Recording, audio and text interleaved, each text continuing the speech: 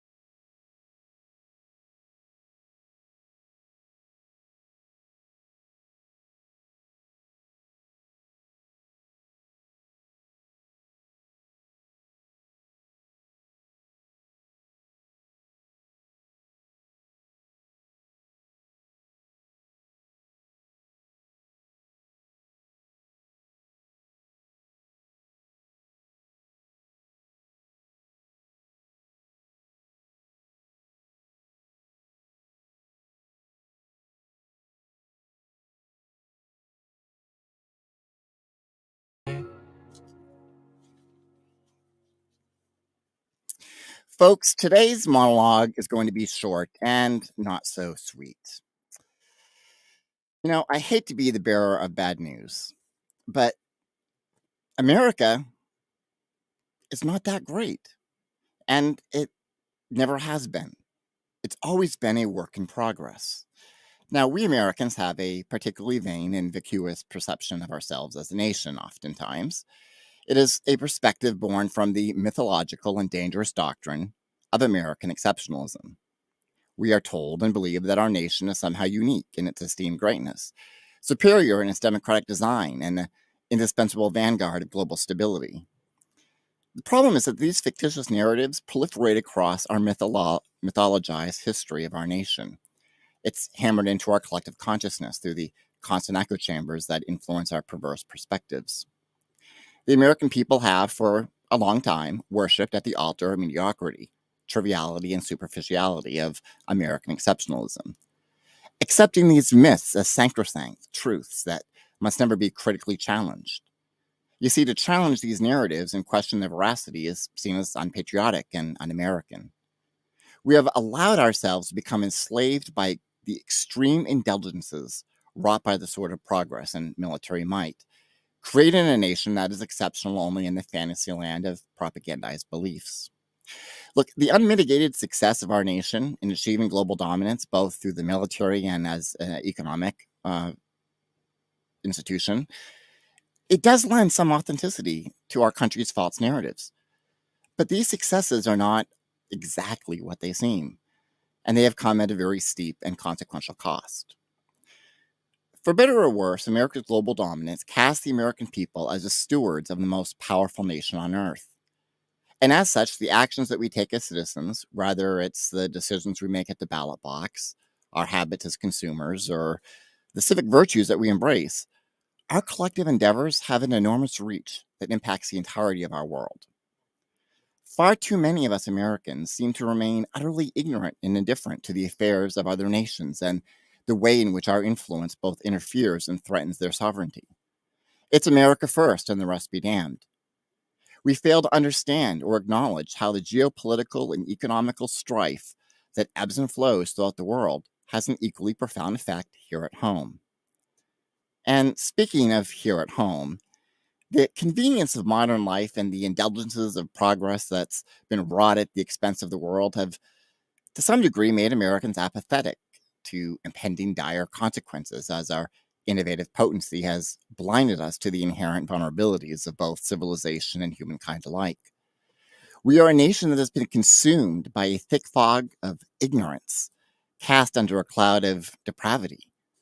You see, the greatness of our nation is largely imagined, a lazy construct of thinking that requires turning a blind eye to our nation's abundant flaws and systemic failings. It is, after all, much easier to simply pretend that we are this nation cloaked in this cloth of greatness than to exert the energy and actually undertake in actual efforts to ascend to some degree of greatness. Too many Americans take comfort in their privilege, and I, for one, happen to be among them. We believe in the power of the individual over the potency of the collective. The idea that anyone can merely lift themselves up by their bootstraps and acquire the American dream. People are responsible for their own success or failure, and we as a society owe nothing to our fellow brothers and sisters. So goes the narrative. For a nation that considers itself the home of the free and brave, we tend to be mighty quick also to cower to the slightest fear, allowing our civil liberties and freedoms to be surrendered in exchange for the empty promise of security. This unquestioning acquiescence to governmental authority under the veil of American exceptionalism for the phantom promise of safety and security has resulted in a dystopian and militarized society that is the very antithesis of every so-called principle upon which this country is said to be founded. Keep in mind, this government ovened by the people has transformed into a rogue government ruled by thieves and robber barons, unprincipled career politicians, unaccountable corporations, and profiteers who burn out the worst of our human impulses and nature, leaving little regard for the rights and dignity of its citizens. We are governed by a cabal of crooks who, in the past 250 years, have managed to nearly eviscerate the core tenets of our constitutional rights. We have been stripped of our rights to privacy, spied upon by our own government as our personal data is bought, sold, and traded. It is the government on the cusp of weaponizing artificial intelligence under, get this, a new government agency, HARPA, that serves as a counterpart to the Pentagon's research and development arm known as DARPA, that will take the lead in identifying and targeting signs of mental illness or violent inclinations among the populace by collecting data from smart devices such as Apple Watches, Fitbits, Amazon Echo, Google Home, etc. This is a government addicted to war, where taxation is used to terrorize the world by a military that serves little other purpose than to expand the reach of the military-industrial complex. This is the government that uses fusion centers to surveil the American public, recording our conversations, tracking our movements, and cataloging our transactions as wall-to-wall surveillance has given rise to a suspect society where the burden of proof has been reversed to such that, the American people are assumed guilty until they can prove otherwise. We have a government that forces taxpayers to finance programs with the sole purpose of increasing the profits, wealth, and power of the global ruling class. It is a government that suppresses the rights of its citizens to engage in collective rebuke as it imposes free speech zones and trespass laws to silence, censor, and marginalize the American people, restricting all of our First Amendment rights to speak truth to power. We are governed by a system that cracks down on journalists and jails whistleblowers who happen to disclose government abuses. Our freedom of speech has become subject to only that speech which our government finds acceptable. Otherwise, is, subjecting us to red flag laws or censorship, surveillance, investigation, and potentially even prosecution. It is the government that has, in some cases, even criminalized activities we never would suspect to be illegal. These include such as holding religious studies at home, growing vegetables in our gardens, and even collecting rainwater. It is the government that continues to renew the National Defense Authorization Act that allows the president and military to arrest and detain American citizens indefinitely and saddles us with the U.S. Patriot Act that further opens the door to all manner of abuse and intrusions. We live in a de facto police state, as our government has militarized domestic policing, equipping law enforcement with military weapons and equipment repurposed from the battlegrounds of war. This is a government where innocent citizens have been gunned down and slaughtered by trigger-happy cops who outright murder unarmed individuals for merely standing or moving a certain way, or, sadly, being of the wrong color, with little or no accountability. This is a country governed by such freedom-loving patriots that more than 66% of the American population now lives within a 100-mile-deep Constitution-free zone that allows, for instance, U.S. Border Patrol to invade and search people's homes, intimately probe their bodies, and otherwise infringe upon their rights without a warrant. We have a corrupt government that has empowered police departments to profit off the citizens that they are sworn to protect and serve, using asset forfeiture laws and ticketing schemes that are really designed to punish the poor as a means of extracting city revenue to compensate for municipal and state budget deficits. Our politicians have enacted policies that have effectively turned students into inmates and transformed our public education system into a school-to-prison pipeline, with zero-tolerance policies that criminalize childish behavior and indoctrinate students with a style of teaching that emphasizes rote memorization and test-taking over critical thinking and informed learning. We have an education system that benefits the privileged and wealthy. We have a subpar healthcare system that imposes the highest cost upon its citizens while delivering some of the worst health outcomes of any developed nation. We are a nation imbued with indignity and immorality, unleashing untold horrors upon the world and its own citizenry, all in the name of global conquest and imperialism, and all under the guise of serving the greater good. Our elections and elected officials are bought and paid for and controlled by multinational corporations and the global ruling class, long since abandoning the doctrines of a functional democracy.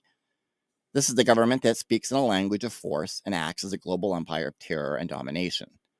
The ruling class have siphoned our nation's wealth with it corporate welfare schemes, unmitigated defense spending, endless wars, tax avoidance schemes, and the private acquisition of both public resources and, to some degree, the government itself. Our politicians serve the interests of the elite. We have been turned into mindless consumers, devoid of any purpose except accumulating the symbols or status symbols that our propagandized media have convinced us epitomizes the American dream. I could go on and on about the failures of our government and the betrayal of nearly every principle that our republic claims to hold virtuous. But I've already dumped enough information on you with very little details or evidence to back up what I've said. My tirade here is meant merely as an overview of our nation's many flaws and inadequacies. There might be some modicum of greatness to our nation, but I'd be hard-pressed to identify it in today's current environment. Our country is being consumed by extremism, as the creep of nationalism, jingoism, and authoritarianism darkens the very potential of our republic. We, the people of these United States of America, bear the weight of responsibility for the debasement of our nation. The illusion of prosperity and supremacy that rots the collective soul of our country is rooted in the narcissism of greatness that we have wrapped around the historical pretense of our nation. We have surrendered our duty as citizens to hold this government to account and rein in the abuses of power and corruption that runs rampant across every institution. The result is a nation governed by and for the elite, justifying every manner of governmental tyranny in the name of national security and economic supremacy. We are a nation that exports violence, terrorism, and injustice throughout the world. We are not a great nation. We're barely even a good one in the global whole picture approach. Sadly, so many of us Americans are complicit in these crimes against democracy, comfortable in our position of privilege and compelled to sit back and do nothing as people succumb to laziness and apathy, preferring merely to believe in the myth of American exceptionalism than partake in the hard work that would truly improve upon our nation. We pretend that we can simply vote our way out of the hole that we had dug for ourselves, believing that one party is better than the other.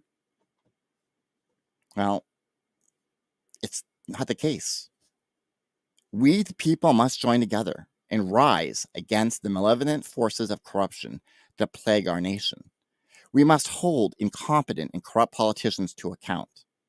We must also embrace truth over our preferential propaganda and commit ourselves to the work of improving upon our nation's dysfunctional social and economic systems, rather than subscribing to fantastical myths about manifest destiny.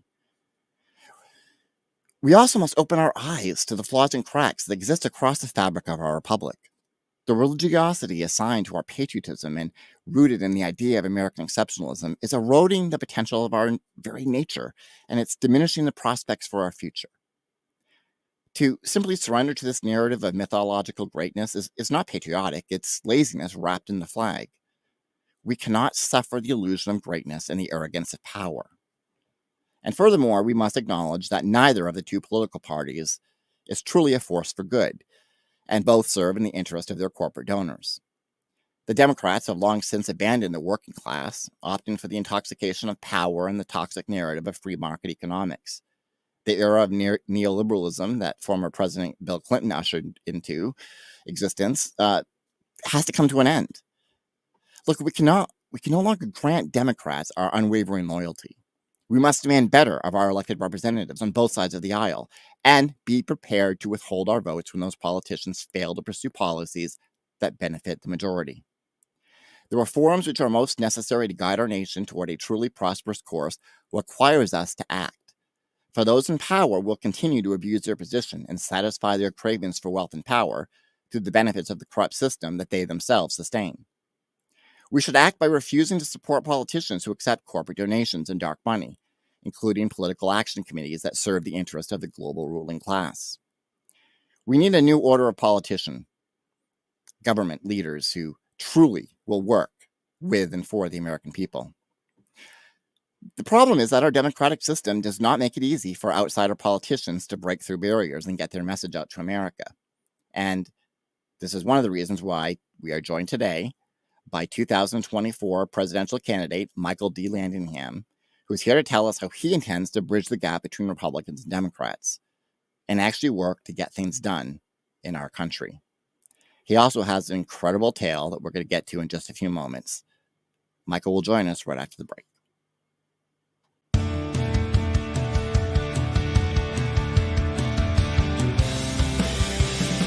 Coup Save America. Coup Save America. Podcast you need every week. What you will do for latest news and understand economy and politics. This is Coup Save America.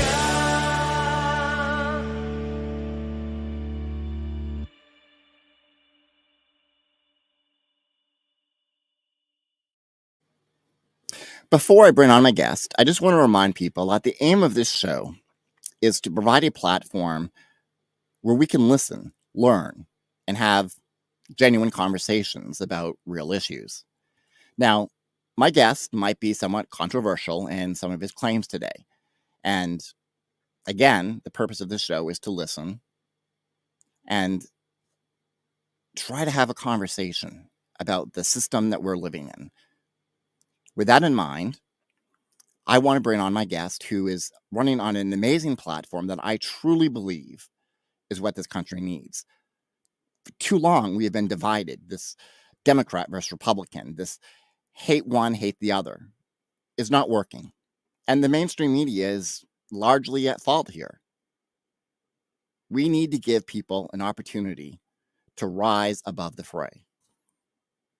We need to give people that don't have millions of dollars behind them the ability to run for office without intimidation, bullying, and the nonsense that seems so prolific through our political system. Michael joins us right now. Hello, sir.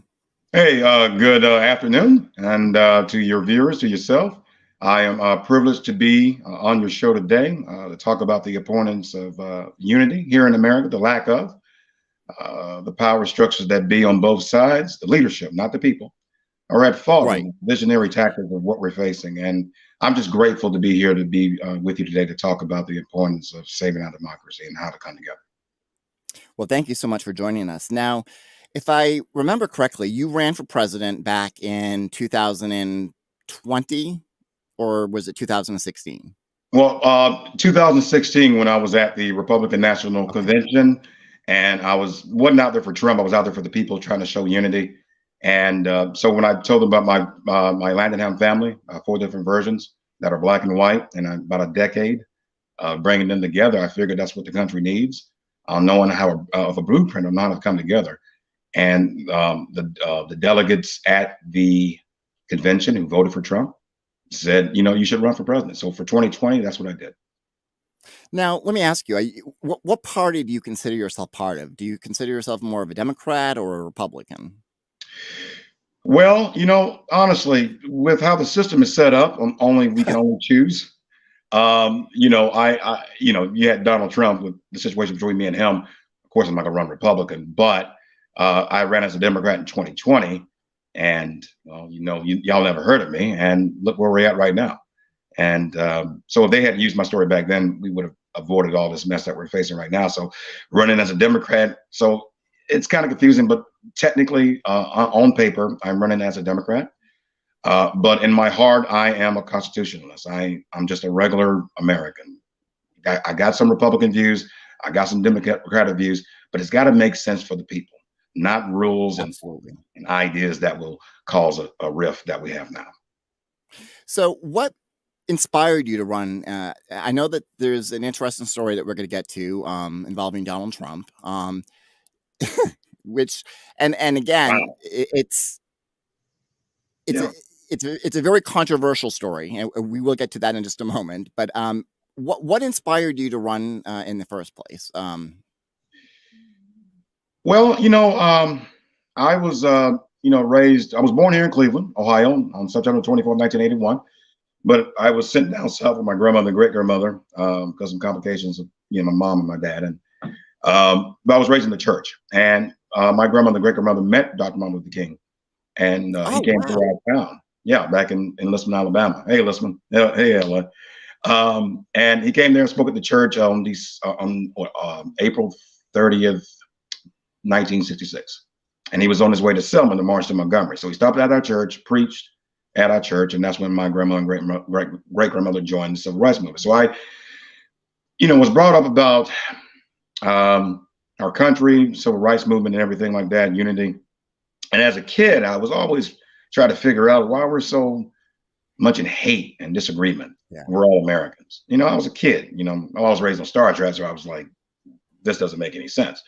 So as I got older and trying to figure out things in my life that I wanted to do, I knew I had a thing for speaking. I started off doing stand-up comedy. Then I tried to become a preacher. Well, not try to get into acting. Then I tried to become a preacher. Then I got into motivational speaking at the Republican National Convention here in Cleveland. And then when I got the idea to run, I figured, I asked myself before I did, when I got the opportunity, the offer to run. I'm like, what would it take? Someone who has no money, no background, no nothing, just somebody off the streets of the people. And I said, what would it take to bring this nation together? And that's what we're lacking. And I said, and I answered my own question. I said, a story, a true American story about a young individual who believes in something bigger than himself, believes that America is not done yet, and has some historical ties to the father of our country, George Washington, sons of the American Revolution. At the time, I didn't know. But I had a story where I brought my black and white family together, the Landinghams. It's 4 versions. Van Landingham, that's the main tree. And the other 3 was Val Landingham with 2 L's, Val Landingham with 1, and then Landingham me. But I'm originally Van Landingham. And so I ran on that. Family values, family unity, family connections is the best way for us to show unity and a way to come together. And that gave me the idea. And I'm used to being on stage and all that, but I feel more comfortable doing this. Some people are going to ask, well, why would you go to a Republican convention? Well, heck, if the Democrats were there, I would have went there too. But I ain't got money. I mean, they was there. They was in my town. They was in my city, saying the Civil War was gonna start. And here, remember that? You remember, Yes. remember that? And my friends and family told me, they was like, Michael, we don't want you to go down there. They go have guns and everything. And I heard them, and something deep down in my spirit told me, boy, if you don't get yourself down there and just get down there. I didn't know what I was gonna do. I just went down there, and God just kind of led me through everything. And all the interviews from Washington Post and everything will come out pretty soon. So when I went down there, like I said, it was a very interesting thing. Everybody had a gun, but the Really? film, yeah, everybody had a gun. Black people, I didn't see nobody had. They didn't have. Everybody else, boy, the white people, the bikers, everybody was having the AR-15s out.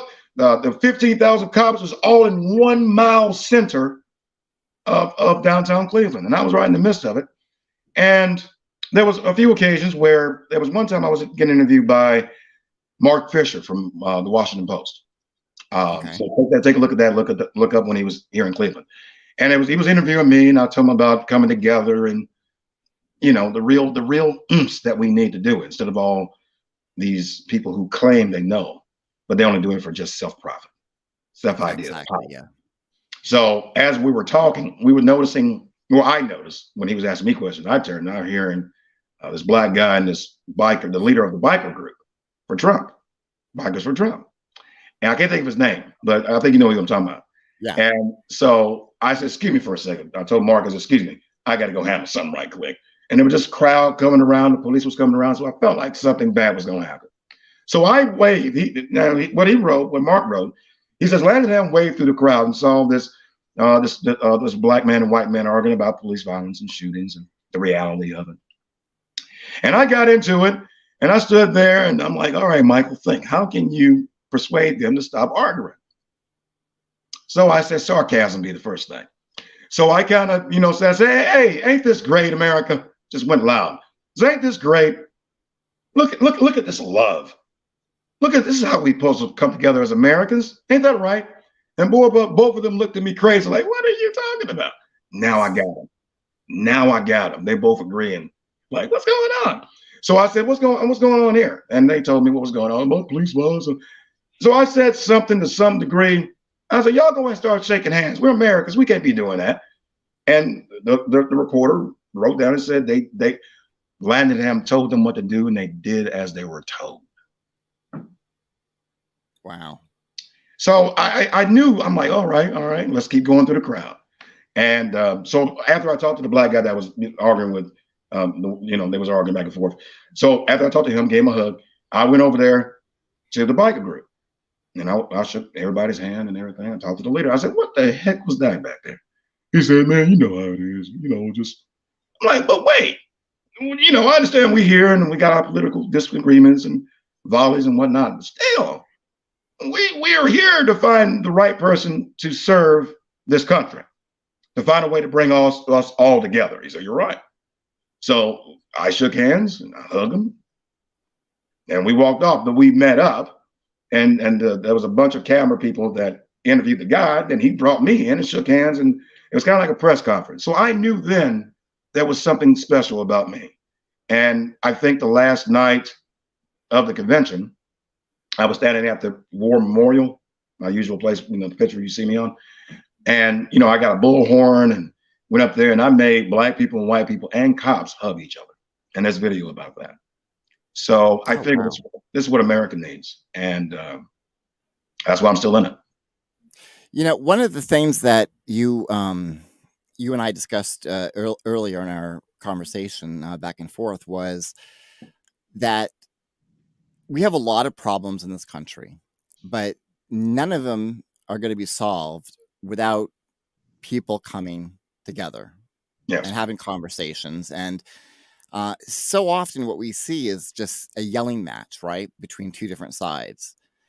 And that's why I'm intrigued that you would go to a Republican event, because the narrative, at least, is, well, first off, you're a black person, right? So you're not going to be welcome by Republicans. Well, wait, That It doesn't matter about that because they have black people in the Republican Party too. Let's just clarify that. So absolutely. I'm just saying, but the the mainstream narrative, normacy right? of me being a Democrat or the opposite of their Right. politics. Why am I there? Right. Okay. It seems like we have a in the echo chambers that exist. At least if you listen to the mainstream media, we're told that well, we're not so much told, but the idea is that if you're black, you must be a Democrat because you're not going to be welcomed by Republicans. Right. Um, and even the rhetoric around the Civil War, right? Yeah. That's current even to today, maybe not as virulent as it was. Right. And it does irritate me a little bit that black people are not included in the conversation about Republicans, because you're right, there are black Republicans. Well, And the idea that to an extent, and I'm not trying to be disrespectful to powerful people in the Senate who are black or Republicans and whatnot, yes, but there's a little bit more of a leash on them in a sense of control. You know what I'm saying? If they think about Herschel Walker, they was willing to put Herschel Walker they was talking about saving babies and changing the laws and everything like that when it comes to the Roe versus Wade, and you gonna put him against a reverend? Clearly, go ahead. I'm going too far, but as yeah, you know, well, yeah, and that's exactly what I'm saying too. Is that we have this. So many of my friends on the left just, if you're a Trumper, if you support Trump, you're a racist, you're a fascist, you're dangerous. And my father happens to be a Trump supporter. I'm not, obviously, but my father's a good person. My father's not someone who I would consider a racist. And so it seems as that when we're talking about these political issues or the divisions that exist in our country, a lot of it still, sadly, is about race.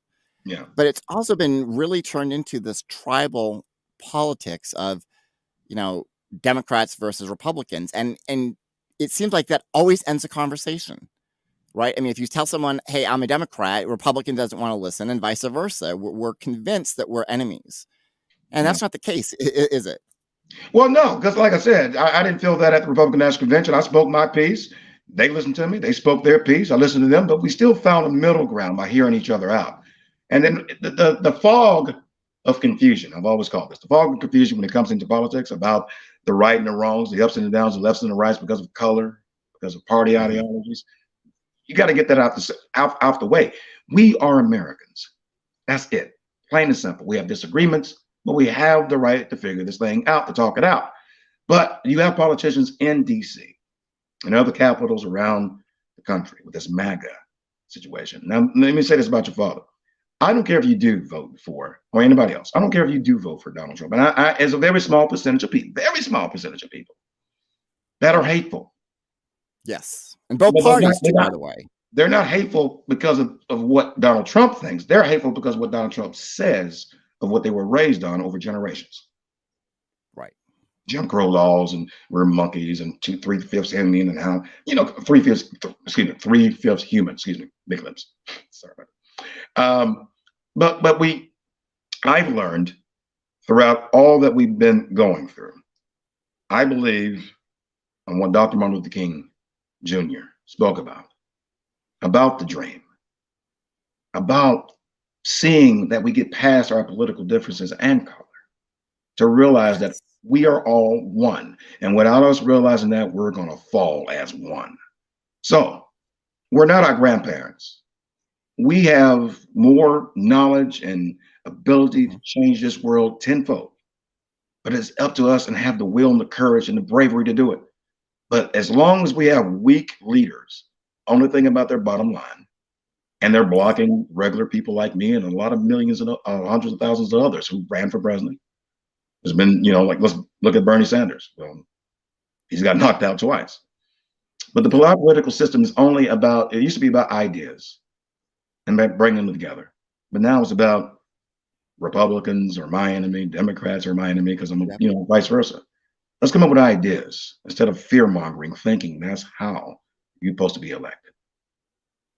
Do you think that because right now it just seems like that is such an impossible goal, bringing people together. I mean, there is a sense. I've fallen into this trap too of thinking, oh my God, we very well could be seeing a civil war arise because you've got all of this friction. But then when you leave, when you go out and you meet people, Yeah. right? You go in the streets and you're living in the real world. People are not, maybe if we all had tattoos, Democrat or Republican or something, it Right. would be different. Right. But people are willing to have conversations and compromise, but politically, that's not the case. And so I think so much of the division that we're seeing is more cultivated by the leaders, like you said, the elected officials And that the are in news. office. And the news. And the news. Absolutely. Both sides. Absolutely. Both sides. And let me just say this. When you see the controversy with Trump, with the Mar-a-Lago and the Yes. document, and you see now not Bush, excuse me, Lord Jesus, Biden, with the same Probably thing. Bush too. Oh, well, I'm not getting with nothing. Please, let's not bring up Bush. I would not want to start that. If you want to, I could, but let's not right now. But with Biden was the vice president, shouldn't even have the documents, and he had it for 6 years, and the National Archives and the FBI didn't know. Yeah. But with Trump, he did it on purpose because he was trying to sell it, give it to the Russians because some stuff. I mean, he's a puppet. But the thing is, regardless of the fact, you can break the differences down, but you got to see the similarities with us, with the people, with politicians, with the news, and how we react. No matter Republican, Democrat, we are all acting the same. And once we're all acting the same, that means that they're the same. That means it's two-party system, not the two-party ideas from the people, but from the leadership that's trying to warp it in a way to fool us to say, like you said earlier, I don't think we can come together. Let's just stick in our own camps and divide America. Well, the only people that will benefit is Russia and China. Hello. Now, President Biden and former President Trump, regardless of the nature of those secret documents, they broke the law. They crossed the law. Absolutely. They took it out of our government's hands and held on to them. Biden longer than what you call it. So regardless of the fact, America, we can do better, and they don't deserve a second chance in the White House. Period. That's all I want to say about that.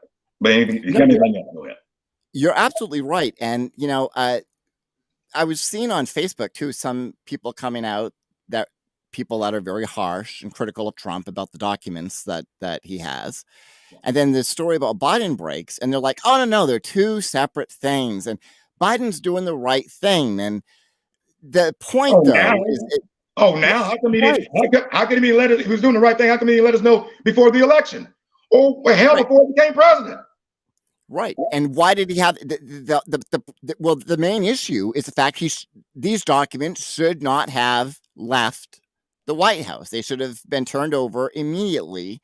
There shouldn't have been any kind of, after the fact, I found it and I'm going to turn it in now, or I'm going to negotiate. They shouldn't have had these documents in the first place. That's the main issue here. But you see again how there's two different narratives. If people that are like, oh, Trump should be in jail for that, then all of a sudden with Biden, they're like, no, Biden's, he didn't. It's a totally different thing, and it's not. There may be different.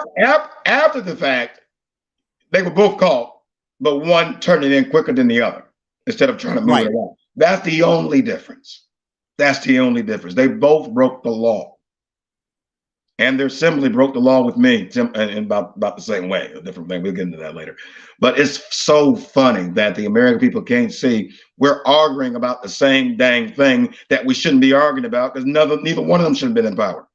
Because the system, the leadership in both parties picks our candidates, the worst of the worst, besides Obama. Hello, President Obama. Say hi to Michelle. But honestly, we can come together just on that. The news can come together with other things, but it's being controlled by the government. Don't get me wrong. The whole of the government is not blocking the American people from trying to do it. The only reason I'm alive is because there are some elements within the government that's protecting me because of what happened. So it's got to be on the DL for right now, but it's soon about to come out. But we as Americans have to see what's on our TV screens from what politicians are saying on one end on the other is the same thing. I don't know why we haven't seen it yet, but the news is a main factor of it. But we have like shows like you and people like me, and on a regular occasion, more out there for the people to see. They'll know. You know, it's interesting because Bernie Sanders had a campaign that focused a lot on unifying people as well, and he did. He was able to get some Republicans on board, but we saw how that played out, Yeah. and the one of the challenges is, and again, I had not even heard of you. I did not even know that you were running for president, right, up until fairly recently, Right. and that's largely intentional. Yeah. What are just some of the barriers that you've already faced? I mean, I know that the media access is probably one of them. Yeah. What's the process that you had to go through, and what are the barriers that you found just to get in a presidential campaign, nonetheless, off the ground? Well, I knew that I'm starting fresh. I'm starting off the street, so in the political street, so to speak, instead of the political, beltway avenues and stuff like that, but the street, political streets, I call it. And I knew it was going to be hard, but I knew I had a story. I knew it was something, because they didn't want Trump, they didn't want Biden, they wanted somebody for 2020, right? They said they wanted a tree stump. So I was like, well, I'm a little bit better than a tree stump. So I said I had an idea. So as soon as I announced my run, I've never had an opportunity to really get on the ground running, because my life was threatened 13 days after I announced, 2 weeks after the midterm of 2018. But after the threat and the cover up, the conspiracies and the sabotage, that's what I've been experiencing the whole time. I've never had an opportunity, except some interviews on like podcasts and other shows. Thank God for those people. Thank God for you. Thank God for your followers for listening. But I've never had the opportunity because I was threatened from the start. And the threat is tell us about that. How did that start? That started on Facebook, correct? Yeah, on the party of We the People, or Landingham. Oh, excuse me. Landinghamcase.com is where you can take a look at what happened. So what happened was, 2 weeks after the midterms, I had to wait for the midterms to really look at the political landscape in the House and the Senate of me running for president.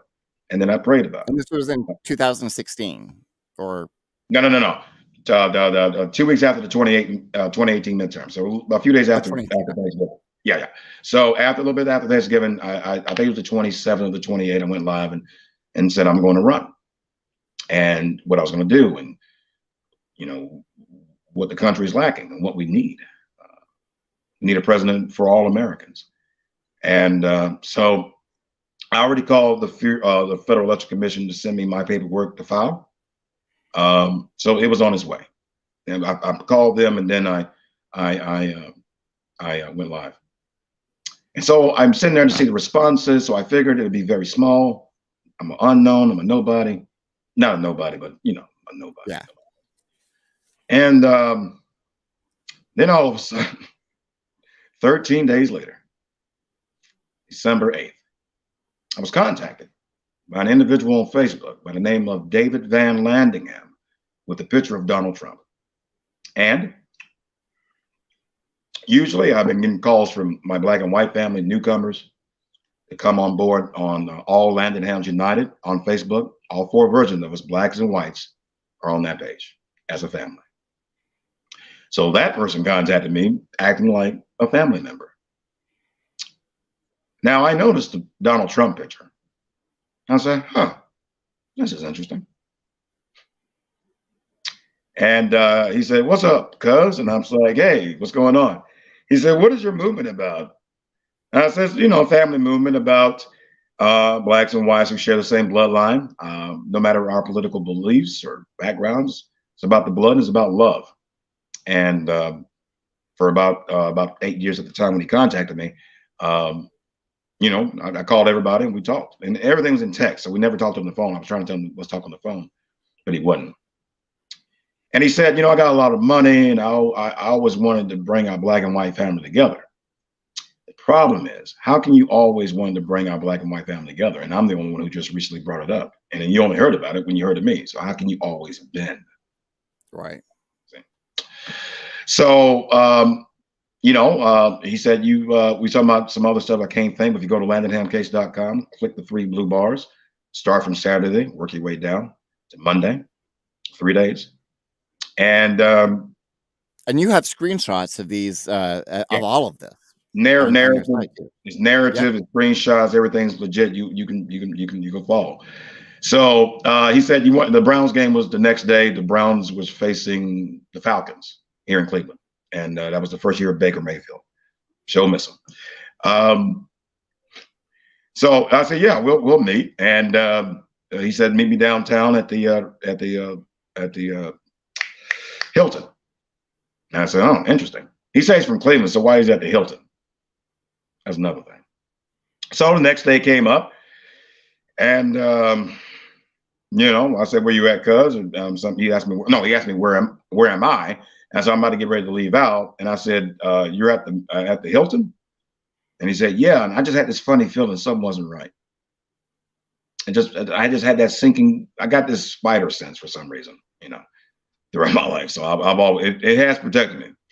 But this time, I had to figure out if he was really there, because he brought up, to prove that he said who he really was. He brought up a conversation that I had with a white cousin of mine named Aaron Van Landingham. So how would he know if, you know what I'm saying? So that's what, okay, I calmed down. All right.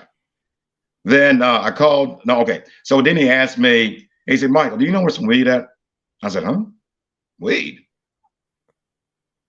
For the game? I mean, I was, that you just gotta, I said, I don't know. Maybe I know somebody. I don't know. Then he said, do you know where some cocaine at? I said, I don't know nothing about that. I don't know nothing about that. So that's when I started saying, wait a minute. Right. Now my shield's back up. What's going on? I don't know who this is. So I just kept, just keep letting them talk. And so as he was doing that, I was on my other phone calling the Hilton downtown, asking him, is there a David Van Landingham? He said, no. You sure? Positive. I said, okay. Thank you. So as I was already off that phone getting that information, he was still texting me. And at the time, he said, don't worry about getting the drugs. I can come pick you up. What's your address? And I gave it to him. Stupid. Oh. But he already knew it anyway. So let's just the person. Now, you don't know who it is. I'll tell you that. But I gave him the address. He said he'd go pick me up in a black Bentley GT. Something told me, don't leave the house, Michael. Don't leave the house. No, excuse me. That car, when I gave him the address and he said he'd go pick me up in the car, that was before I called the hotel and they told me, well, he wasn't there. Okay, so I kind of went ass backwards, excuse me. Well, now, so anyway, was this an invitation to watch the game, or was there another? No, to watch the game. He wanted to come. He told me to come downtown to meet him at the game. He's gonna get me in, and we're gonna chill. That was the original. Okay. Plan. But then when he brought up drugs and then somebody picked me up and all this, he didn't say pick me up to take me to the game. He just said pick me up. So after that, I just said I'm like, man, Michael, do not open the door. Don't leave the house. And so I said, look, I called the Hilton and I asked him, you have a room there? And you said you had one. But he says on the 32nd floor, but the 32nd floor is the bar. See what I'm saying? And I said, you're not there. You're not, I said, you say I don't believe you. The story is so, let me calm down. He said, I'm sorry. I said, you're not who you say you are. I don't believe you.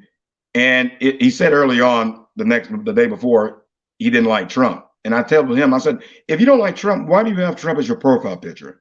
I said, something is wrong here. Then something just like hit me like a bolt of lightning and just asked him, is this Trump? And are you trying to find something out about me? Because early on, he asked me why I'm running for president. Was his answer after I asked this question. Remember my question? I said, is this Trump? And are you trying to find something out about me? The next thing he says is, why are you trying to run for president? What makes you qualified? Did you finish school? What makes you think you can get a fit in this class? So I'm like, wait a minute. Took me a minute to look at the text and read it. And then I said, yeah. Then he went back acting like my cousin. And I told him, I said, look, I don't know who, you're not who you say you are. I didn't think it was Trump then. And I said, I'm not even gonna meet you. I'm good, I'm cool. And so I don't even believe you. He said, okay, good day, my good cousin. I said, I said, I don't believe you. And then I think about 10 minutes later, like I said, all the time I'm trying to call him. He won't answer, he won't call me. But he called me about almost 10 minutes after the last text. And he covered, like he covered this right here. It was like this and said, come outside. Wow. Now, that was December 9th. Here's December 10th that I will never forget. I was early that morning. I was on my way to do an interview, but I caught the wrong bus, so I was mad. And so I'm like, well, hell, I gotta go back home now. So I was on my way about to pass my brother's house. I said, let me just stop here and chill with him. I went and got a couple of beers for me and him, and went over to his house with his wife and saw my little nephews and nieces, and just in there chilling. So about 45 minutes in, he comes texting me. He says, yo. I'm like, yo, what? I said, what do you want? He says, you. I said, me what? He says, you're on 7th and Kinsman. And I said, what in the Duck Dynasty? I said, wait a minute. Who is this? And he said, I should have had it out on the phone so I could read it to you. But mainly he said, you're on 7th and Kinsman, and I know where you at. And I said, holy crap, this is Trump. Man, what's up? What do you want? He says, gone dead.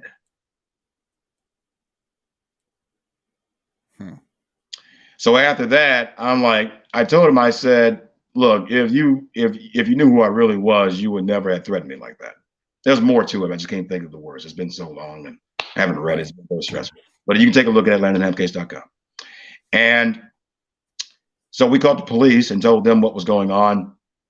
But we're in the project, so they usually, they may think it's a game or a trick. But my cousin was the ball sergeant at the 4th District here in Cleveland, Ohio. So, but she wasn't working that night. But everybody knew me. So she told me if anything happens, go straight up there. So I was just like, probably a quarter of a mile, half a mile away from the police station. So it was getting dark.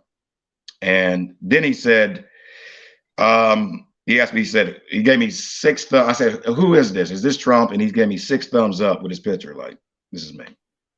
So I said, holy crap. And my brother and his wife was getting scared. And, we looked out the window. I'm like, is somebody following me? What's going on? So he said, who am I? I'm just jiving. You enjoy yourself. Then he blocked me on Messenger. And so I'm like, because I'm with my family. Forget me. You threatened my family. So I went outside to look to see any kind of vehicles around. I went back inside. As soon as I went inside my brother's apartment, closed the door and locked it, he unblocked me and texted me. He said, no, I'm still waiting on you. So now here's the scary part. It was getting dark. I told my family, I said, I got to go. Because the longer I stay here, the more in trouble and threats y'all going to experience. And my brother told me, let me go with you. And if he didn't, I wouldn't be here with you today. So as we were leaving his apartment, we were walking up 75th towards Kinsman. Somebody told me to turn around. I turn around and I see a military Black Hawk stealth helicopter floating above the building which we're in. Quiet. Usually you hear a helicopter, you hear it before you see it, right? No. Had the floodlights and the long antenna out there. And me and my brother turned around. I said, bro, look. I'm like, holy crap. So I'm already on the phone still texting Trump. So seeing the helicopter, I guess it was him. So I said, I see you now. And then all of a sudden that helicopter come down upon us. I climbed the tree. My brother was just standing there shocked, couldn't move. That helicopter came right above me, like the tallest tree in your backyard. Quiet, hardly no wind at all. And he texted me saying, I'm above you. Two vehicles at the time came around the corner screeching real quick. One that was a red two-door cab Ram truck. I don't know what year. And it was a four-door white sedan, all darked out, windows darked out, couldn't see nothing. They didn't know where I was at. Some people told me I should take my phone out and took a picture, but it was dark. They didn't know where I was at. I was in a tree. Come get me. So the helicopter went from south to north. The cars went away. They saw my brother there. My brother wasn't there. They would have got me. They'd have took me away. And so when my brother saw that, I showed him the text message saying, when he said above you, he was above you. You know, he was above me. And he said, man, let's get to the bus quick. So we ran. My heart is racing. It's kind of like looking up at the sun on a sunny day, and all of a sudden the sun starts flickering and it's going dark. You know, can you imagine that type of fear? That's what I felt. But when we got on the bus, I said, all right, bro, appreciate you, love you, man. He said, I'm gonna call you when I get when I get to the police station. And I got on the bus. He texted me saying, I'm on the 14. I look, there's no black people on this bus. You got to be in the camera. He said, yeah, maybe. He said, I see you call the police. Those are my people as well. When he said that, I was about to get off the bus. Everybody was looking at me crazy, like they were laughing. I said, okay, you'll see, you'll see. And everybody, so I ran to the police station. When he texted me, I had one foot on the grass at the police station. He said, oh, I see you called the police. Those are my people as well. That's when he said that. So there was one more thing he said after. When I got into the police station and I talked to the sergeant that was on duty at the time, he remembered me. And I said, where my cousin at? He said, she's off tonight. I'm like, crap. So I told him what was going on. He said, wait a minute. You was over there in the area down in the projects down there? I said, yeah. He said, we've been getting 911 calls about military helicopters, 3 of them flying around there. Even police officers were talking about it. Then you show up with text messages having threats upon your life? He said, we got to call the FBI. Well, no, he didn't say that. Then he said that last text. The last text, what he said was, holy crap. And they told him himself with this one, which made the Cleveland police call the FBI. Okay. He said, and I'm not going to cuss, but this is what he said. He said, cold day in effing hell for you, my guy. Cold effing day in hell for you. I wish I could take that red hoodie and wrap it around your face. The problem is, my hoodie's not red. It's black. But when I got into the police station, where all the lights and the cameras were, I took it off. And that's what he saw. So the sergeant said, did you get that text while you was in here? I said, yeah. He said, this is government. And somebody's got a hard on for you. And we got to call the FBI. My heart sank another mile into the earth. I'm like, what? I thought they would just turn me away, think I was cuckoo, but they was already getting calls about helicopters out there, and I'm coming walking in with the text messages. So we got on the phone with the FBI. I was on the phone with them for like 45 minutes, 40 minutes to 45 or something like that. And there was I told them what was going on. They told me to Photoshop everything so they can go on my phone and look at it. And they did. I Photoshopped everything at the same time. And they kept asking the same question about the helicopter, about 7, 8 times. What type was it? Where was it coming? North, south, east, or western from your location? What street were you on? What type was it? How high was it? And after that, they said, we'll send somebody. You're at the police station, 4th District, we'll send somebody there. We had to call DC because for some reason, Cleveland was closed at 5:30 or 6 o'clock at the time. Okay, right. Weird. They should have still been open. I think they closed at 9. And especially during emergencies like this, when Cleveland called them, somebody should have answered. But we had to call DC. They didn't show up. Still haven't.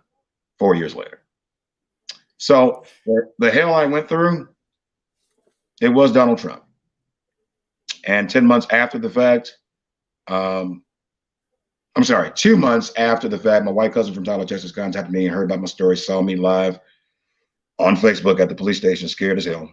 And they said, maybe this is, and they voted for Trump. And they said, maybe this is why Trump threatened you. He said, we did research. This is the same people I talked to before. And they said, after the story and me running for president, they said, you're kin to the main tree of the Van Landingham family, because I gave them my family information. and said, we're kin to the sons of the American Revolution, President George Washington through his mother, and General Robert E. Lee of the Confederacy, and a gentleman who was an Ohio congressman back during the Lincoln administration. His name was Clement Val Landingham, which started the Copperhead movement, which pretty much set us on the course for Civil War. So Donald Trump knew all that. And I think, what, 10 months after that would have happened, after I called the Secret Service of DC and Cleveland to tell them what happened, because the Cleveland police, the prosecutors told me to contact them. And I told them what happened. They told me they would do a 48-hour review and call me back with a threat assessment. I'm like, all right, no problem. I waited 4 days. So I called them back, and they said, well, the guy who was supposed to investigate decided to take a vacation, but he'll be back on Monday, and he'll. So I'm like, all right. I waited 2 months, and they showed up at my door October 9th, 2019 at 10:23 in the morning. About 45 minutes to an hour. This is the Secret Service. Secret Service, yes, sir. Okay. And I don't want to go in details from the start to the finish. I mean, I'm gonna go to the finish, but to the start, it was really confusing. They brought up Obama, talking about they picked up a phone call 8 years ago. That's the first thing they said. We hear about President Obama, and they said, I said, what about Obama? Is he all right? Is he okay? He said, no, we went back on your phone records for 8 years, and we picked up a conversation you said about to a white guy, and you was joking, of course. But you said Obama should get shot in the ass. I'm like, oh, you're supposed to be here for Trump, not Obama.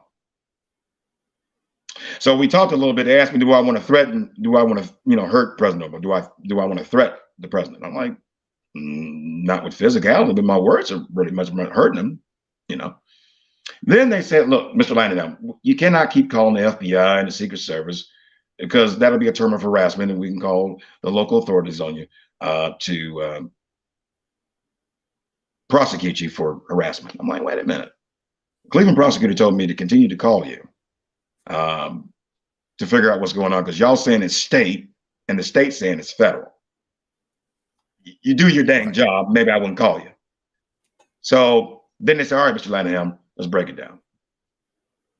He said, there was a gentleman, a white gentleman, and a white woman.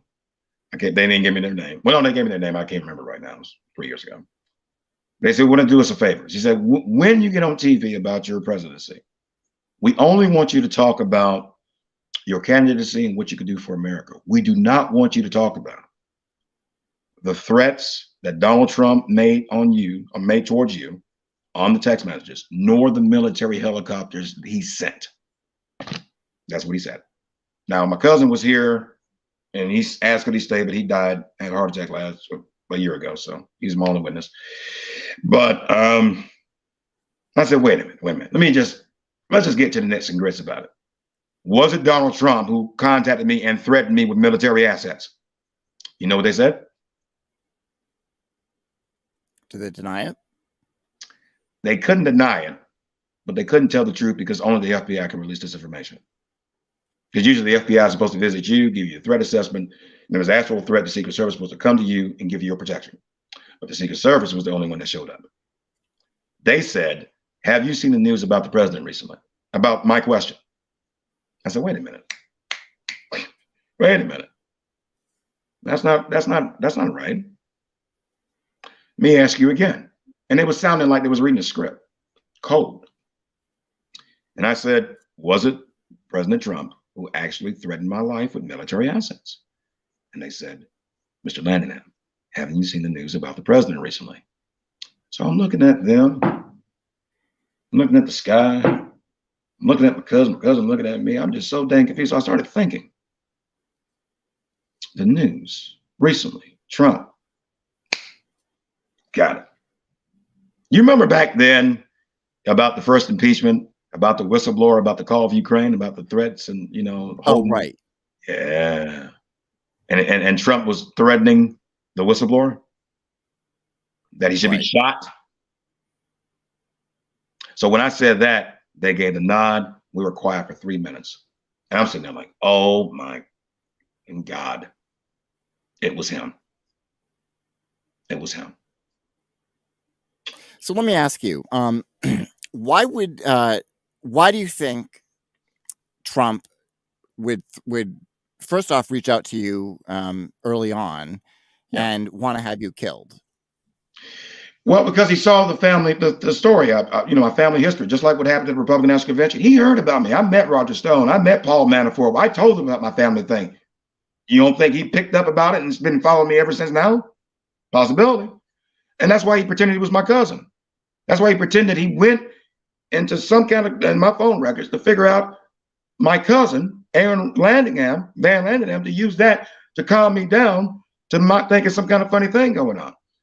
But my family history, kin to George Washington, the Sons of the American Revolution, reaching out to my white and black family who voted for Trump, that communication gives us the unity of what the truth is, what the proofs are, where the lies may lay, and it just makes more sense of why he did that, because he's too much of a psychopath to really.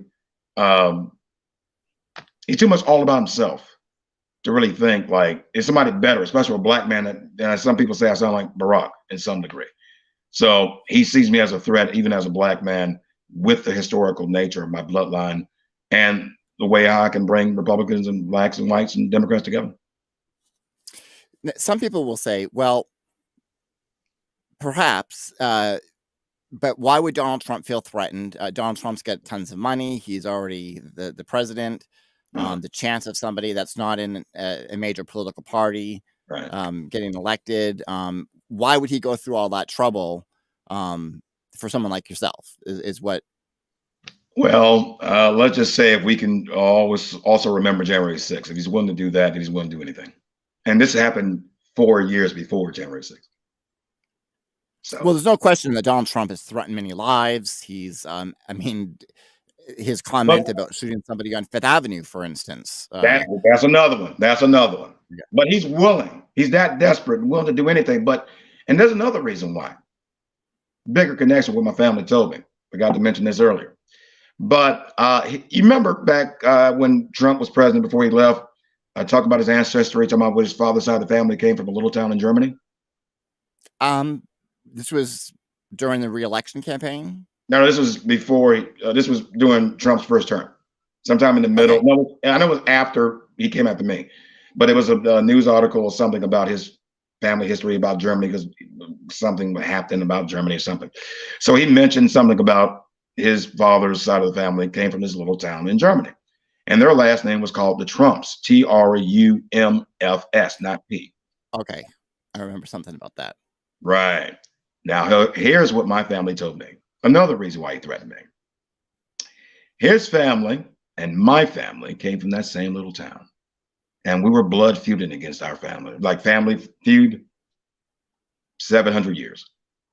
Traveling from Germany to the Baltic states to England, where my family came on the ships on the Mayflower and all that in the 1700s and whatnot, before even a Constitution was Confederation, then Constitution. Sorry, I think I didn't know, but yeah, no. But he knew that we were blood. He hates me because of my last name, and I'm black, and smart, and can bring people together. So it's all a triple threat with that. So and I got proof of that. So, and since I did say about his last name, and you said you heard about it, so there's some kind of linkage of proof there.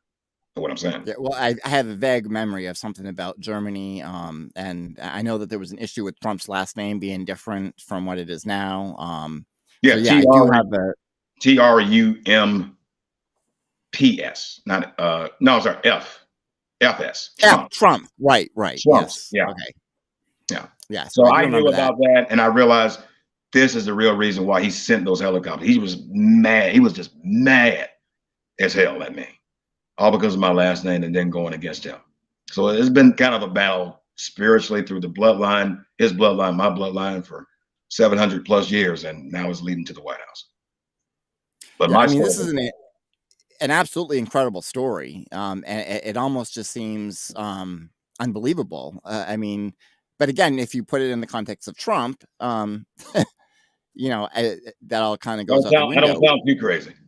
Yeah. You have a lawsuit. And what's incredible about your story too is you have all of these documents. You've been in contact with senators. I am trying to remember the name. Sarah Brown of Sherrod Ohio. Brown, thank you. Of Ohio. You've been in contact with him. You've got correspondence between you and him that I think is also on your website. Yes. Um, And so Congresswoman Marcy Kaptur, who helped got the lawsuit on track. right. So talk about the lawsuit. Now you're suing Donald Trump and the Department of Justice. Oh, just the Department of Justice? No. Okay. Just Biden's Department of Justice. Department of Justice. Okay. Why Biden's Department of Justice? Well, because when I first did the first Freedom of Information Act to get information pertaining to the supposedly ongoing investigation, which the FBI letter said it was ongoing, I didn't say it; it said it, so I just used it. And when I sent that to the senator's office, they believed me. They did my Freedom of Information Act and had their own linkage to the FBI, but they waited a little longer than expected. So they contacted them, and this is what the senator's office told me when they got off the phone with the FBI. They got on the phone with the FBI and told them, "Where's the information about Michael's Freedom of Information Act?" They said, "We're not giving you a damn thing about Michael," and hung up on them. The FBI. This is Senator Sherwood Brown. Yeah. Yeah, hung up on them. I said, wait a minute. They cussed you out, told you they ain't going to give you anything about me, and hung up. Well, there's a breach of the Freedom of Information Act right there. That's number one. Here's the second one. Now, this was the last year under Trump. This is the first year under Biden. I contacted Congresswoman Marcy Kaptur. Showed her the same thing, even showed the letter and the response from the Senator Brown. She really jumped on it. She did the Freedom of Information Act. Finally, a response from the FBI for 2 years. Not a peep. Well, I got recordings of the FBI trying to hang up on me and dismiss me. You go to the party, We the People, you'll see it on sometime in the summer of 2019. You have to go through it. And they got a response at the right time and came back with a correspondence letter saying that we have no ongoing investigations about a threat to Michael's life, claiming that President Donald J. Trump threatened his life. The Cleveland police never contacted us, nor Michael. And they've decided to close the case, and we're not going to take it up no more. Even I can call right now, just now, running again for president, and they won't take another look at what I'm claiming. They said there's no police records. Funny, if there was no police records, how come I couldn't get a lawyer? So I had to learn to be a lawyer myself. And the federal courts here in Cleveland, Ohio, accepted my lawsuit. If they accepted it, that means it had to be something there that was under a federal question that must be answered by the Department of Justice. So I filed it, let's see, the President's Day weekend, last February, that Friday, the 18th, I think it was. They immediately gave my Judge Pamela Barker, presiding, and my magistrate Judge Thomas Parker. So Parker. Funny, right? So that was February. 2 months later, without warning, this Judge Pamela Barker, before I even got into the front of the magistrate, because this was a grand jury, never before a presidential candidate sued the Justice Department because of a president threatening his life, and the FBI refuses to investigate. So I picked the grand jury because I'm doing this, a $2 billion class action lawsuit on behalf of the American people to get the story out and use that money to run for president. That was the idea. Okay. But this judge decided to dismiss this case in April. So it took me about 2 months to read everything. That's when I had to learn to be a real lawyer. Look at the evidence of what the different court cases she put down to justify her reasoning to dismiss it. Technically, there's no justification about it because this has never happened before. So what she put down was a bunch of crap saying, number one, as you're an inmate or a prisoner, you have no rights of having any waivers, like a waiver to not pay the processing fee for your lawsuit to be put in. So she went against the court and took it out. She was attacking my character about prisoner this and prisoner that. It has nothing to do about my case, about a Freedom of Information Act that was relied upon twice by two different president administrations. Right, and clearly you're not an inmate or prisoner, so Never been in trouble. Never been in trouble. Yeah. So now, go ahead. I'm sorry. Well, I was just I found that part of the letter troubling as well. What she had stated, because it did seem like it had nothing to do with your case, or you, for that matter. So I didn't understand it either. And there was another one thing she said, political. Let me read it. I got it right here. I'm always prepared. It was one talking about some kind of what was it? It was about some lady that was at a 93 rally here in Ohio in Strongsville, and it was about Bush and Doyle, and they was here, and it was a political statement, and she got arrested over some crap. I'm like, what does that got to do with me? So I appealed to her to remove herself. I thought I was appealing to the courts in Cleveland, but I was appealing to her to remove herself because I think she's been compromised by the former president. The reason why I said that is because funny that this judge was handpicked by Trump of August of 2018, a few months before he threatened my life. So I think old Donnie called her to do him a favor, to dismiss my case. So now, after I got the proof again why she wanted to dismiss it, then she said, I cannot take an appeal out of good faith. And I asked the lawyer what that means. And the lawyer said, well, that's kind of a threat saying if you do the appeal that she can fine you and possibly jail you. I'm like, what? You saw it. You got to read what she said. We can't take it at faith. Legally, that's the term mean. So the next step I had to do, right now, that's in the process right now, is take it to the United States Court of Appeals of the Sixth Circuit Court here in Ohio, in Cincinnati. Okay. They have the information. I told her she's been compromised. I'm requesting a new judge so we can go to trial.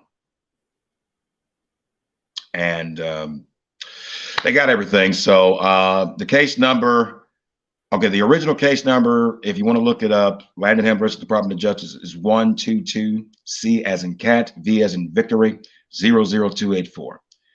And the case number in the Sixth Circuit Court of Appeals here in Ohio is case number 22-3968, Landingham versus Department of Justice. Never in our history where a presidential candidate, mainly off the streets, not poor, but just political street, who's ever faced a threat from a sitting U.S. president, who had to fight to survive, not just his campaign, but his life. And then out of 4 years of trying to go seeing the news and everything else, that's pretty much a farce. There's some very good, but after what I'm going through, I can really see what everybody else been saying, but can't come together to put it together so all of us can react and all of us can do something together.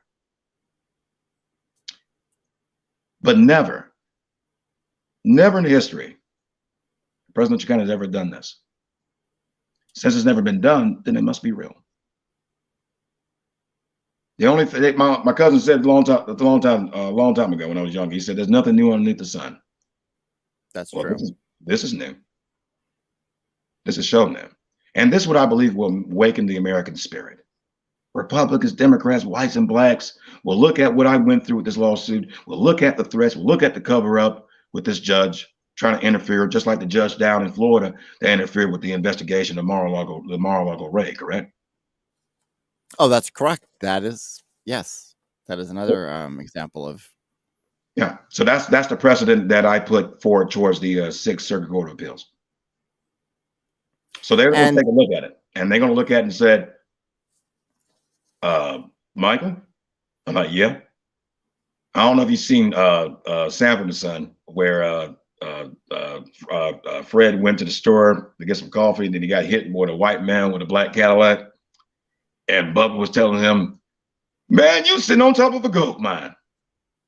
So that's what I'm gonna tell you. I'm gonna say, Your Honor, I'm sitting on top of a gold mine, and that's what's it's pretty much America. Everything's gonna change. Everything's gonna fall by the wayside, and finally, we the people will have control back over our government.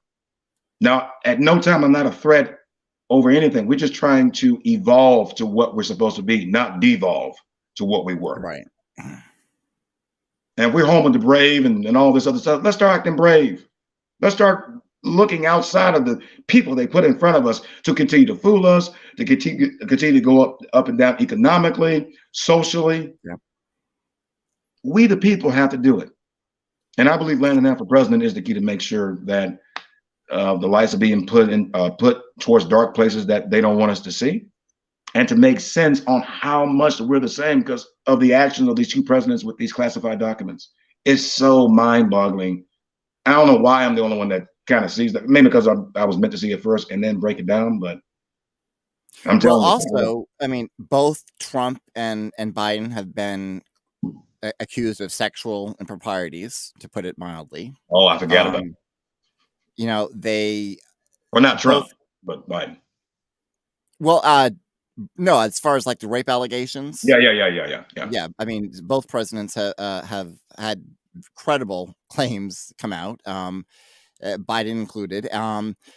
Both families, the Biden. Well, again, let's look at the Ukraine instance where Donald, that started the whole thing with Donald Trump, was the first impeachment was his supposed interference, I guess, with Ukraine and Biden. Right. And then it comes out, well, when Biden was vice president, he had some dealings with Ukraine that was pretty much on par with what Trump was accused of. So, I mean, both have similarities of being corrupt and not representing, the average person. So, but let's just imagine that you get elected. Yes. The problem still is that even as president, while there's a great deal of power that you do have, you still get the problem of the politicians in Congress who are not going to be receptive to your idea of bringing people together and would be doing everything they can to work against you. How do you envision dealing with that situation? That will be taken care of once the story comes out about Trump and the evidence and everything like that, because then those politicians have only two choices: either continue to stand for this person who almost tried to murder me to keep power by using the military, which that's another federal crime, or take a shot with me. I think they'll do the right thing because they don't want to be labeled for a so-called racist threatening a black man who has historical ties to George Washington, the father of our country. Well, I'm not so sure about that. They don't seem to be awfully motivated. They won't be in office because the people will get rid of them. Then one way or the other is going to happen. But I wouldn't have to worry about that too much because we got about this year and next year, so there'll be enough time for the American people to get a gist of me, get a feeling, even some politicians. So it's up to me before I get in the White House, with the people's help, to clarify, to mend broken fences. To make myself as clear as possible of my intentions. My intentions is not for self. My intentions is for each and every one of you, no matter if you're whoever you are. You're an American. That's all I care about. If you love freedom, that's all I want to do. To continue that freedom, to move forward and strive for it. But we got to change. And but like I said before, the only question I would think people would say is, well, you've never been in politics. You've never been in political office. How do you know how to run a country? I mean, come on, really? Well, that's why I'm smart enough to hire the right people and have a team. Right. You know what I'm saying? That's in the fields to handle. I know I studied the United States government, how you pass bills and the appropriations, the veto, the line pocket veto, whatever you want to call it. That one cartoon you saw, the bill on the hill, sitting on the hill? That's what kind of got me started learning it. So I kind of got the gist. And I don't know if you watched The West Wing before. I was always interested in those political shows. I don't know if you remember this woman who was the secretary of President Bartlett, Mrs. Landingham. Yes. Remember Mrs. Landingham? Yes. That's my cousin. It's not real life, I'm just saying. So it's kind of weird. And with everything, but it's kind of lining up perfectly. I always believe in God's timing, and you just got to have the faith and believe that you can make a difference as long as you have the tools and the bravery, courage, the understanding, the poise, not trying to blame others like Joe Biden did, alienating everybody who voted for Trump. That's not what I would do. I would engage you. I would help try to understand where you're coming from. And hopefully you give me your ear, the same thing I did in Cleveland for the Republican National Convention. What are That's some of what the I'm here. major issues that you're concerned with, that as far as your political campaign? What are some of the main issues that you're advocating? Well, The policy issues. number one, oh, there's so many that should be number one, but I can only think of one. What's immediately a threat to the planet is global warming. That I think that'll be somebody fresh coming in, thinking about the planet, our home, all of ours. No matter we're separated on borders or whatnot, the air, the sky, we all breathe it. We all pollute it. We're all going to reap the downfalls of Yes. food shortages and temperature changes like we've never seen. I think that'll be a good part for the world, but for the country, well, so many. I'm trying to pick the first one that pops up. I would No, say, climate change is a great one. yeah, but I'm talking about that's the worldwide, but for America as Yeah. well. That'd be new jobs and opportunities to get off this fossil fuel economy and get to a green tech economy for the future. So our kids don't have to worry about to my energy, and energy independence is not getting more oil from Russia and not telling us. Any energy independence is freely getting energy from natural sources, from the solar, wind, power, and that's what the fusion technology that recently came out. Give it 10 years, we don't have to worry about nothing. But we need to start now, Yes. and that can build relationships between China, Russia, and us. With my story, I think everybody would stop and say, "What's going on in America? Let's take a look. Let's stop fighting. Let's see what's going on in America." But yeah, the first thing I would do domestically here. Well, let me be me, I guess. First of all, you got unity, right? So the first political action would be healthcare for all.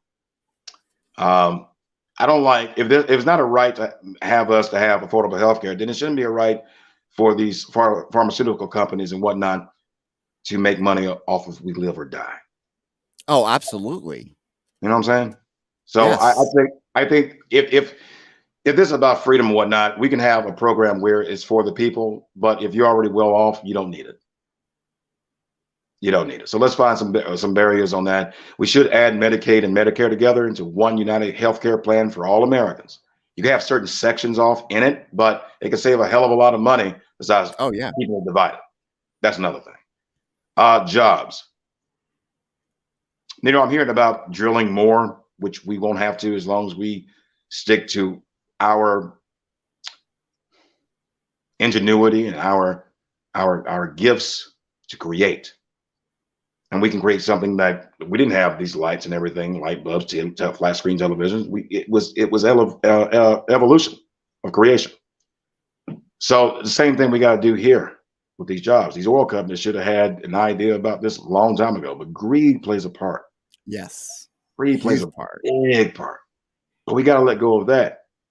And we can with my story. We can with my presidency, with our presidency, the people's presidency. And if I don't have all the answers, I promise you I'm gonna have the smartest people around me. And I'm gonna listen. I'm gonna listen to the people. And I'm gonna hold myself responsible because the buck stops with me. Oh crap. With me. Sorry, my finger went off the table. But I mean it. And I would also like to strengthen, especially what's going on with the secret documents. Why in God's name would I want to keep anything that would be like so scary for the normal American to take home with me? That is the people's secrets. I'm only there to be a caretaker. That's it. I have no business to take it home. Well, do you But think part of the problem too is I mean, we don't know what what these documents are, what's in them exactly. But what we do know is that the government has a long history of just classifying documents willy-nilly. Do you think that's part of the problem too? Is that we have too many secrets that should not be secrets? Ooh, that's a good question. That's a real good question. I do believe that secrets do matter, not to the temperament of the destruction of our country or Right. the harm to our citizens. I'm not saying that there should be no secrets when it comes to that. But when we handle our business in the world, when we try to do freedom and democracy across the world, which every human being on this planet deserves, you're gonna have to have secrets. The most powerful nation on the face of this planet ever, you're gonna have to have secrets. Um, but the one thing I am curious about is the UFO thing. So I would like to know what's going on and if it's suitable to share. And the only way we can share, honestly, and I don't know why no president's ever said that because they were told not to, but There's been a lot of documents that the government has released about UFO sightings and the investigations that the FBI and other government agencies have done about UFOs. And I found that, I believe that was under Trump. That started under Trump, but it was also under Bush and then Clinton. But it started under Trump when Harry Reid, senator from Nevada, God bless his soul.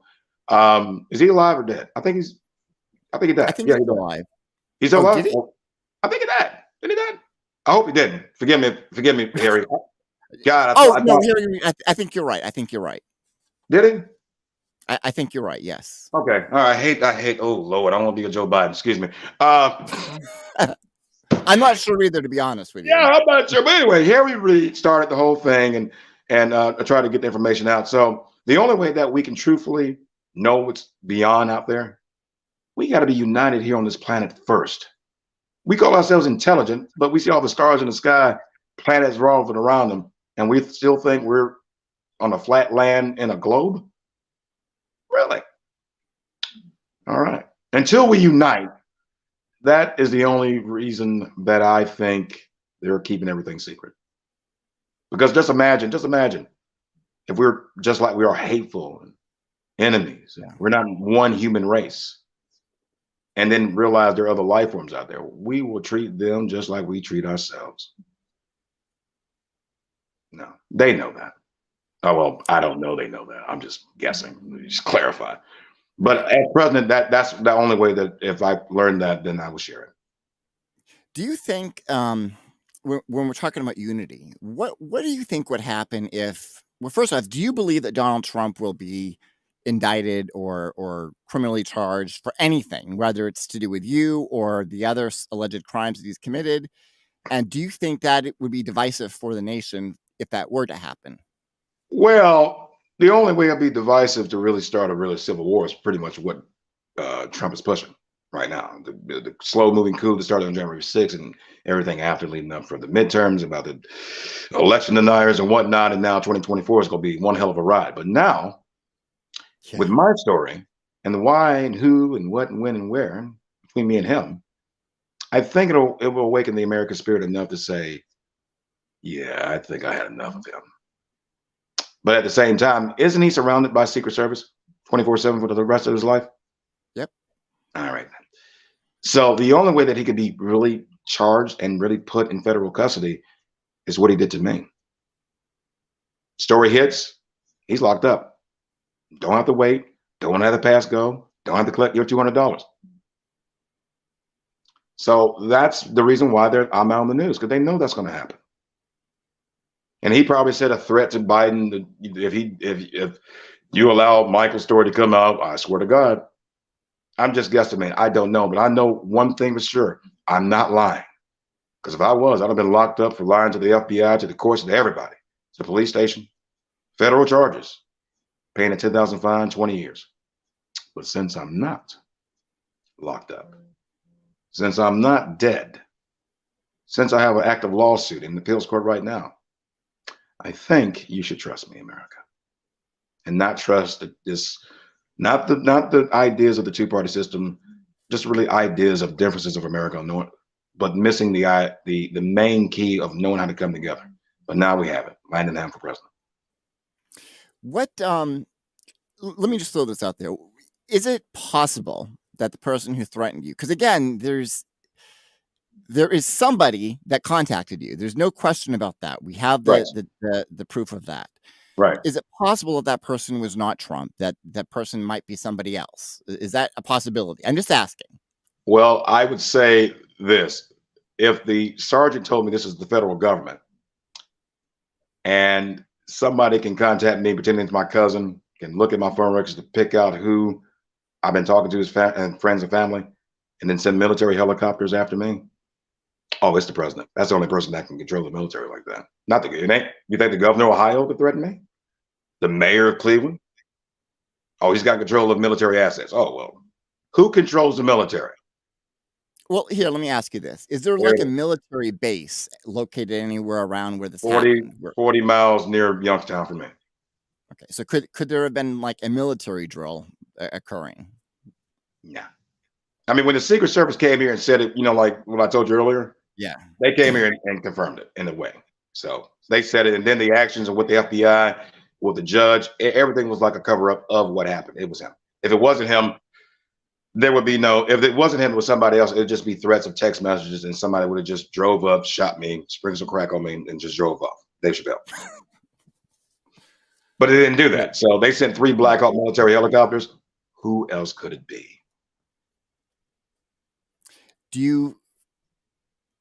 We don't know. Well, I mean, Donald Trump has already launched his campaign for presidency again. We don't know if it'll get nominated. We don't know how far that will get. In this next presidential race that's coming up that you're in, do you have additional fears that Trump or somebody else would again attempt something on your life? No, I'm not worried about it now. I was relieved when he left, really relieved. But now he's more in trouble. More eyes are on him. So, and if you remember the Mar-a-Lago raid, that there were a lot of burner phones that he had. The same burner phone that he used that the FBI said that it was a web number came off a burner phone somewhere in DC. Oh, I forgot to mention that. Sorry. It was Donald Trump. So no, I'm not worried about the threat, but the only threat I'm facing is that the current president is telling his Justice Department, just like he told his Justice Department to block the findings of the secret documents told the Justice Department to block it from the news before the election until now. He's doing the same thing with me. So I'm not worried about my life. I'm really worried about the country. The longer they delay, the worse off we'll be, and we may never recover because whatever's going on behind the scenes may hit off. Maybe something would happen with Russia and they'll launch a nuke. Game over. It's got to happen now. The debt ceiling. My story came out tonight. The people who are in Congress, like, wait a minute. Donald Trump. Speaking of that, one of the things that I saw, you gave a very eloquent speech about actually the fight for the speakership that's been going on. Yes. Can you talk a little bit about that? Because I mean, that to me, it was just another bizarre event in American history of late. It started off with confusion because they know doggone well Donald J. Trump started the insurrection, which pretty much almost harmed almost everybody in Congress that was there trying to to certify the vote. I saw 3 things from McCarthy. I saw that he was determined to be speaker. That was the first thing. That was the very first thing. He wanted to be speaker. He wanted that as a title. Beyond anything else, the people be damned. That's the feeling I got. Number 2, when you say something, so bad about Trump after January 6th and say he should be impeached, he should be removed, the 25th Amendment, and he mentioned that to, I think, Liz Cheney. And I think really? Yeah, and it was recording, and both of them, yeah. And then he goes down to Mar-a-Lago 3 weeks later, kissing the rings of the Don. It only shows his character is weak. His purpose is none. He's only thinking about the title and the power. The third thing, he will sell the shirt off his back, the baby in his lap, and the grandmama in his grandmama's house, or the grandmother's house, and move the grandmama and put her in the street to become speaker. And that's what he did. Now the vote, need 1 vote to remove him. Well, that's Matt Gaetz. Hello. Marjorie Taylor Greene says she didn't ask for anything. she did it before, months before. Oh yeah. Yeah. Why you think Matt Gaetz and Lauren Boebert were talking about space lasers and stuff? They was making fun of her. And then after he got power, now they're talking about using. I knew they was used a debt limit to really force Democrats to like, all right, well, we're gonna burn this whole damn thing down. Yeah. If you don't do exactly what we say, we will let these crazy people that control McCarthy. Now McCarthy is so weak and blinded that he can get out of it by adding, getting most of the Republican caucus. I think it was like 205, 203 before, 201 before he turned around and won it the 15th time. I mean, after he lost it. I think that's what it is. So if you take the 201 or 203 Republicans and join Democrats, you can avoid the far right crazy people. Only if he's strong enough, and that's mainly the third part. I think he's too weak into. I'm finally speaker, yay! Like a big kid, I'm finally Disneyland, yay! I don't care how much money I got to spend. Make sure mom and dad broke, but I'm here. That's pretty much what's going on. But I think what my story can really just open the dialogue and the viewpoint that who Donald Trump really is. He's a racist, murderous coward who's too thin-skinned to can't take and handle anything. And he's a madman to me. I mean, you go send 3 Black Hawk military helicopters and did something that no other president, and there's not even a law for that. He did something that there was no law for. The closest law that what he did to me was threatening the office of president or threatening the president. That's what he did to me because I'm running for the office. And he threatened that office. Yeah. Yeah. Incredible story. I want to ask you, go back to the House. We're living in some scary times because with Republicans controlling the House and with the debt ceiling coming up, Republicans are going after Social Security. They're going after pretty much everything. Where do you see the Democrats actually putting up a fight to fight against this, or do you see them sort of just going along with it? They should have been fighting. Now, I didn't know it was Thursday. I thought they said June. This is Thursday. They just passed a $1.7 trillion omnibus bill to really keep everything going. So when the debt ceiling hits, I was kind of confused about that. Then I kind of understood. I'm like, oh, okay, but it's talking about the future spending later on. So we already spent that, no problem. I got that now. Democrats, the only way they can fight that is to get my story out. That's the only way you can block the cloud, because them arguing back and forth hasn't changed them one bit. Let my story come out and show the reasoning why the Republican Party is using everything to try to bring down our democracy and everything to protect Donald Trump. Then do everything you can to save democracy and put my story out there. That's how you counteract it. Have you you've reached out to other media? Washington Post, as you mentioned. And you had an interesting event occur today, actually. Can you tell us a little bit about what occurred today? Well, I woke up, pumped, getting ready for the show. I said, let me make some calls. Got kind of busy. I contacted first the White House. I wanted to leave a message to the president. Now, this will be my 7th or 8th message, I think, maybe 6. But the emails, I think 4. So about altogether 6 or 7 contacts. And I've gotten letters from the president, like little, oh, America, we got to be bold and beautiful and come together and save the soul, that kind of crap. But not talking about why I contacted them. So as I was contacting them, I was on the phone with Senator Brown's people on my other phone. And so they were listening in to the conversation. So I was waiting for like 10, 12 minutes and they answered. And I told them, I said, this is a message for the president. My name is Michael D. Landingham. I'm running for president for 2024 as a Democrat. I'm giving you my presidential ID codes. They said, we don't need that. Thank you. Said, all right, let me give you my message. I say it's time for Michael's story to come up, my story as a presidential candidate. He's already messed up his chances for 2024. So it's about saving democracy. Then let's save it. And you have an opportunity. And I was about to say something else. I said, I'm not trying to be disrespectful, but I'm just letting you know what's about to happen. And I'd rather for you to be on the right side of history than the wrong. And I think in the middle of saying that, they hung up. Just hung up. That's never happened before. They hung up. So they that told outright me, hung up on you. yeah. And so I said, I went back on the phone to the senator's office. I said, did you hear that? She said, yeah, that was weird. I'm like, yeah. So technically, I just got a feeling that Joe Biden directly had a hand to keep my story from coming out, honestly, but to the news or whatever. Government already came and contacted me about last June that my job scared everybody to death. I can't tell how it happened and why it happened. I can tell you privately, but online, it was them. And they told me, they said, Mike, we did as a demonstration to show that if we wanted you gone, you'd have been gone. But we also showed you that we got your back. We're not a threat to you. We're not your enemy. We believe your story and we want your story to come out.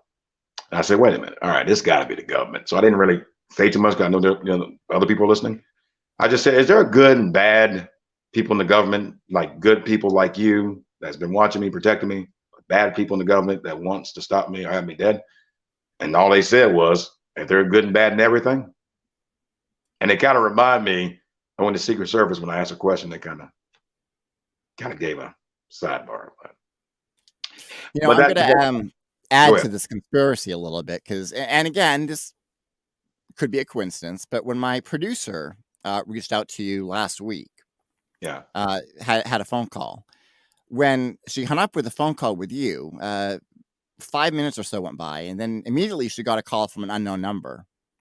Really? And the call was very, very strange. I can't remember the specifics, but it was asking her all sorts of just really bizarre questions that made no sense. And she finally ended up, I don't know if he hung up or if she hung up, very strange. And it was very weird because it was right after she had gotten off the phone with you and she's getting this weird call from some unknown number talking about a bunch of nonsense.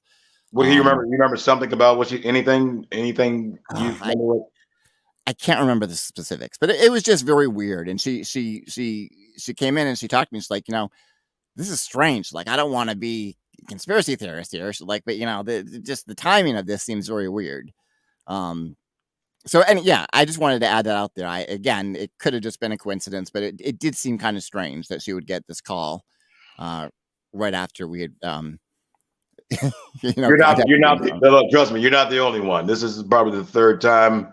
Well, I talked to the news reporter from ABC back in 2019 of August, and she said she'll talk to her editor, and then she said, "Raj, she got the phone with me. The FBI called and told her not to run my story on the basis of protection of national security or something. I don't know, and they didn't take it." So, when we reached out to the FBI and for comment, and of course no comment, they wouldn't respond. Probably that's typical. They're like, who the hell is Coup Save America? Why would we respond to them? But so it is very strange. And again, I'm sure that a lot of people listening are going to have a hard time believing this, but you've got all of these documents. You've got this extensive court case. You've got these screenshots. So there's clearly someone. Oh, not backwards. Wait, right there. Let me see if you can see it. Right there. Right. Yeah. All you got to do is Google my name. Everything's online. Just Google my name, Michael D. Landingham for president. You'll see the Party We the People. Mostly, when you go to the Party We People, you see all the photos of everything that's been said and done, even the letters from Joe Biden. I'm not lying. They're the ones lying. They're afraid that my story will come out. Some may say it may start a civil war, but I helped prevent a civil war in my city back for the Republican National Convention. I guess I did something, but it didn't happen. So, well, you reached out across the aisle. That was very brave and courageous to do, especially with a bunch of people with guns. I just had a spirit. So it's like the spirit just told me not to worry, and I was right. I was protected, and it was more everybody I was hanging out with. They were chilled. Even when there was different people, we were sitting at the bar getting some dinner, and I was in the middle, and one was on this side, one was on the other side. It was very beautiful, and I think that's what America needs, and that's the reason why the cover up, the threats. It makes sense. You got to have time to think about research. Don't dismiss it. I'm telling everybody, who's watching, don't ever dismiss something. If you want a miracle to come, we always have this thing when we pray for something, we have an image in our heads, our white knight on a white horse or something like that. Right. No, No, just be open-minded because you never know where it may come. But it's here And now. So, yeah, and let's again, go. there's something going on with your case because again, there's whether it's Trump or there's clearly somebody who has threatened your life. There's um, somebody, and I mean, there's a lot of strange things going on with your case that can't be just outright dismissed. So I would encourage people to go to your website, look at the screenshots that you have, look at the court documents, the correspondence, and you have it chronologically in order too on your Yes. website. Yes, So my friend Melinda Foster. She's the one who believed me at first. She didn't. Her and her husband Barack Arrington. They had started this movement. Is on our on the page. They set everything up, but at first, you know, it was about contacting different unknowns that's running for president and put them on the platform on their website to debate. It's called Debate Turning. oh, Go to right, I was debate. going to ask you about that. Yeah, Yes. debateturning.com. So she, or Melinda, you know Melinda, you probably know her. She, you know, at first didn't believe me, but then she called me out the blue 4 months later and said it was Trump. I'm like, wait a minute. First of all, good morning. Yeah. Yeah, that was the first. She didn't say good morning. Her good morning was it was Trump. I'm like, yeah, I guess it is. And her and her husband was on speaker and they said, we're gonna do your website for free. Give me all your stuff. We're gonna set it up. And for like almost 4 years now, I love them to death for doing that. Yeah. And they care about the country, and that's why they saw something with me and everything you're seeing right now. They saw, and they took time and they looked at it and said, but you have to look at the actions of the former president. Do you have a campaign site where people can donate money to your campaign? I'm gonna be setting that up soon. That's why I started off early. Got to get the court case settled to have some kind of legitimacy to ask for your vote and donations. But if I Do can you think prove that that will I can, happen in time?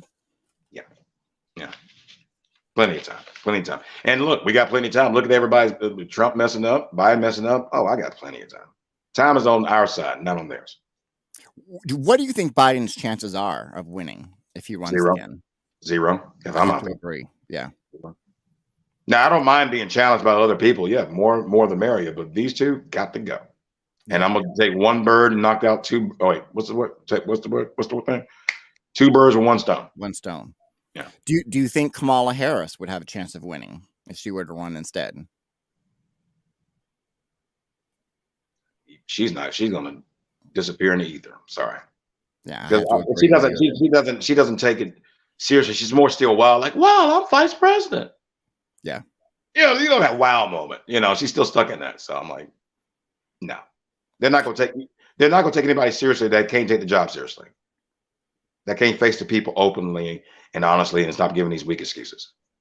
Yeah. Simple as that. I mean, and again, it's so hard to even imagine the possibility for unity in this country, given how divided we are. And again, and the media. I mean, even to run for Congress, right? I mean, you need millions of dollars behind. I mean, how in the hell do we have a system in this country where you can literally just buy positions of power? Well, Right? I mean, before that, it was what I'm doing, and that's never changed. It's just the money thing, try to overcover that. yeah. But I kind of just the inner workings of the father of our country. His blood is working through mine, and hey, we got to reset, get back to principle, get back to basics. Not trying to intrude on the American people's freedoms and Yeah. private. Whoever you want to love, love. Whoever you want to worship, worship. But you serve this nation by sacrifice, by coming together, by not looking at each other as the enemy, and not betraying the oaths that you hold, especially in Yeah. the military, especially in our Congress or the presidency. And we need to have a reset of that. And a regular person like me, a regular Joe named Michael, can reset that with the bloodline of the father of our country and patriots that paved the way for our Constitution to be what it is. But we have to get back to principle. Absolutely. Look, I want to thank you so much for joining us. It's been absolutely wonderful and great. Best of luck with your campaign, and hopefully you'll keep us updated so that we can maybe have you back and talk about what's going on with the case and so forth. So we can, as soon as everything hits, when the appeal go through, the news is already looking at it, so they'll have no choice after the fact because the judge will require for it to come out. So, and you'll be the first person I call. Thank you so much. And thank everybody for listening. And I hope y'all stay safe. And all my prayers for the people down in Alabama and Florida and Georgia. Went through those storms and out west as well. Great. Thank you so much. And we are off next week, but we will see you the week after. And this has been Coup Save America. Please check out Michael Landingham, landinghamcase.com. Yes. Well,